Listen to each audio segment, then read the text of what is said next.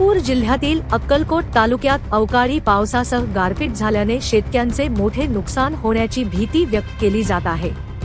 अचानक झालेल्या या हवामान बदलामुळे गहू, ज्वारी आणि द्राक्षे या प्रमुख पिकांना फटका बसला असून अनेक ठिकाणी पिके आडवी झाल्याचे प्राथमिक चित्र समोर येत आहे।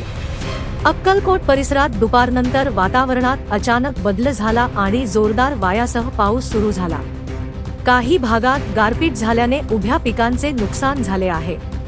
विशेषतः द्राक्षबागांना याचा मोठा फटका बसण्याची शक्यता असून शेतकरी चिंतेत आहे।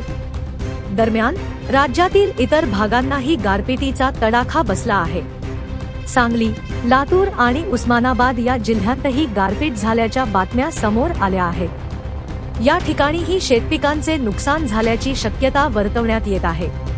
हवामानातील या बदलामुळे शेतकऱ्यांमध्ये चिंतेचे वातावरण असून प्रशासनाने तातडीने पंचनामे करून नुकसानग्रस्तांना मदत द्यावी अशी मागणी होत आहे। कृषी विभागाकडूनही परिस्थितीचा आढावा घेतला जात असून पुढील काही दिवस हवामानात अस्थिरता राहण्याचा अंदाज व्यक्त केला जात आहे। ब्युरो रिपोर्ट, जम न्यूज इंडिया।